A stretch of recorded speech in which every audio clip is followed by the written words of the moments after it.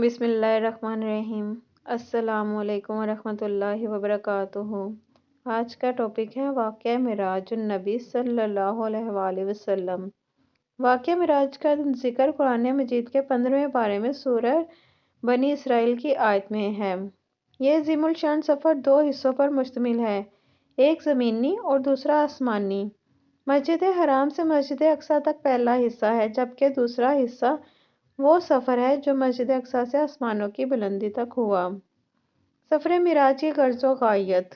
اس سفر کا مقصد یہ تھا کہ اللہ اپنے کامل نبی اکرم صلی اللہ علیہ وآلہ وسلم کو عجائبات اور آیات کبریٰ دکھائیں۔ اللہ تعالیٰ انسانوں کی ہدایت کے لیے انبیاء کو خصوصی علم سے نوازتے رہے، تو لازم تھا کہ امام الانبیاء خاتم المرسلین صلی اللہ علیہ وآلہ وسلم کو بھی سب سے زیادہ نوازتے، کیونکہ آپ صلی اللہ علیہ وآلہ وسلم نے دنیا کے لیے حق کا گواہ بننا تھا۔ آج تو انسان نے دماغ کی قوت مروع کار لا کر آواز سے تیز رفتار ہوائی جہاز بنا لیے ہیں، لیکن اس وقت مادی ترقی کے یہ سارے ممکنات نگاہوں سے اوجھل تھے۔ یہ یقین کرنا انتہائی مشکل تھا کہ کوئی انسان اپنے جسم اور روح کے ساتھ یہ تمام زمینی اور آسمانی فاصلے ایک ہی رات کے کچھ حصے میں طے کر سکتا ہے، جبکہ مسجد حرام سے مسجد اقصیٰ تک اونٹ پر سفر 40 دن میں پورا ہوتا تھا۔ کمال تو اس ایمان کا ہے جس نے لمحہ توقف کیے بغیر سیدنا ابو بکر رضی اللہ تعالیٰ عنہ سے تصدیق کروائی اور وہ صدیق اکبر کہلائے۔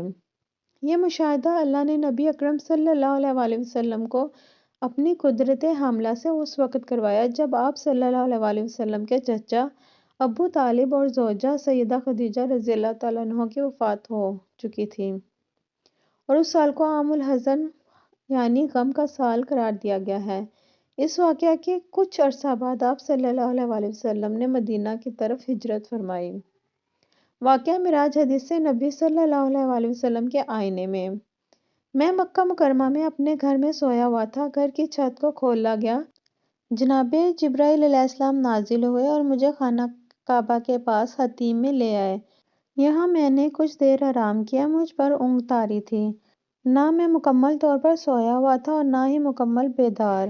اسی حالت میں مجھے اٹھا کر زمزم کی جانب لے جایا گیا، وہاں سونے کا ایک تشت لایا گیا جو ایمان و حکمت سے بھرا ہوا تھا، پھر میرا سینہ ناف تک چیرا گیا اور میرا دل نکال کر اسے زمزم کے پانی کے ساتھ دھویا گیا اور پھر اسے ایمان و حکمت سے بھر کر اس کی اصل جگہ پر لوٹا دیا گیا۔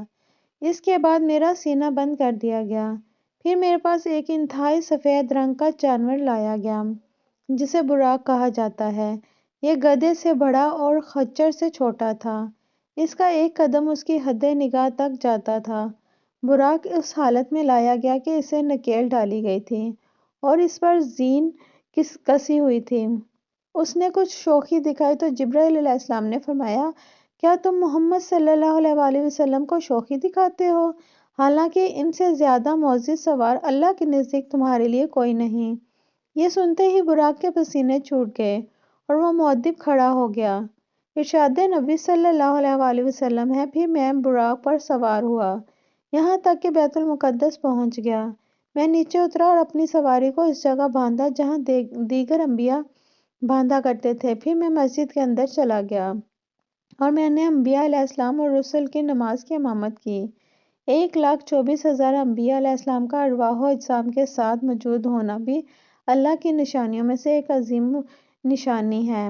آپ صلی اللہ علیہ وآلہ وسلم کا انبیاء علیہ السلام کی امامت کروانا اس بات کی دلیل ہے کہ آپ صلی اللہ علیہ وآلہ وسلم کی امامت کی ابدیت ہے، یعنی یہ ہمیشہ کے لیے ہے۔ آپ صلی اللہ علیہ وآلہ وسلم کی دعوت کا پیغام عمومیت اور افاقیت پر مبنی ہے، جو ہر طبقہ انسانی کے لیے ہے۔ یہ عظیم نوعیت کی ایک انوکھی نماز ہے، اس سے پہلے نہ ایسی کوئی نماز ادا کی گئی، نہ اس کے بعد ایسی کوئی نماز ادا کی جائے گی۔ یہاں سے آسمانی سفر کا آغاز ہوا۔ سورہ النجم میں مشاہدات معراج کا ذکر۔ جو کچھ انہوں نے اپنی نگاہوں سے دیکھا اور اس کو ان کے دل نے جھٹلایا نہیں۔ لوگو، کیا تم ان چیزوں کے بارے میں ان سے جھگڑتے ہو جو وہ دیکھتے ہیں، اور بلا شبہ ان کا یہ مشاہدہ پہلی بار نہیں ہوا، ایک مرتبہ پہلے بھی ہو چکا ہے۔ سدرۃ المنتہا کے پاس، اسی سدرۃ المنتہا کے پاس جنت المأویٰ ہے، جبکہ اس بیری کے درخت کو ڈھانپے ہوئے تھا جو ڈھانپے ہوئے تھا، نگاہ کچھ نہیں ہوئی اور نہ ہی اس نے حد سے تجاوز کیا۔ بے شک انہوں نے اپنے رب کی عظیم ترین نشانیوں کا مشاہدہ کیا۔ سدرہ عربی زبان میں بیری کے درخت کو کہتے ہیں۔ لفظ منتہا انتہا سے بنا ہے، جس کا مفہوم وہ جگہ اور مقام ہے جہاں جا کر کوئی چیز ختم ہو جائے۔ یہ اس اعتبار سے منتہا ہے کہ یہاں سے آگے مخلوق کا گزر نہیں ہے۔ یہ انتہا ہے، یہاں سے حضرت جبرائیل علیہ السلام بھی نہیں جا سکتے۔ اللہ کی وحی بھی یہاں نازل ہوتی ہے اور یہاں سے فرشتے لے لیتے ہیں۔ گویا جو چیز بھی اللہ کے عرش سے اترتی ہے، بلا واسطہ اولاً یہی نازل ہوتی ہے۔ اس سے آگے وہ حریم کبریٰ ہے جس میں مخلوق کا داخلہ ممکن نہیں ہے۔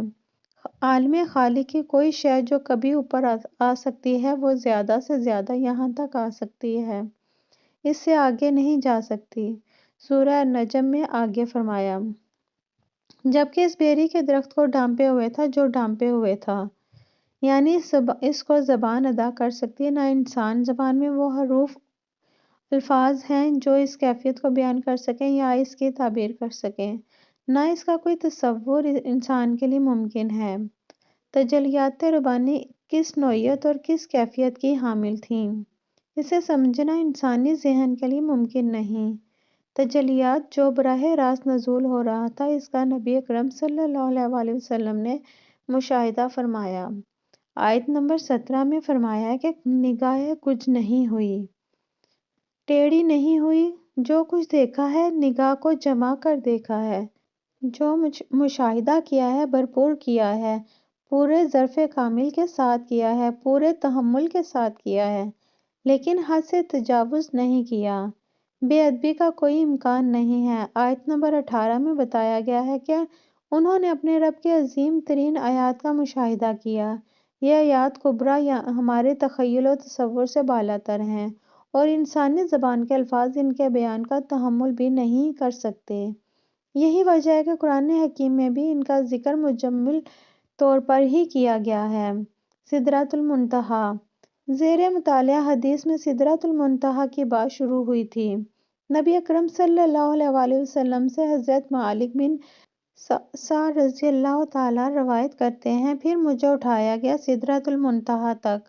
اب رسول اللہ صلی اللہ علیہ وسلم سدرۃ المنتہا کی کچھ باتیں ہماری زبان میں سمجھا رہے ہیں کہ اس بیری کے درخت کے بیر تو علاقہ ہجر کے مٹکوں کے حجم کے تھے اور اس کے پتے ہاتھی کے کانوں جتنے بڑے تھے۔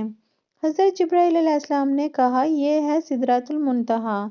میں نے وہاں 4 نہریں دیکھیں، 2 نہریں خفیہ طور پر اور 2 ظاہر طور پر بہہ رہی تھیں۔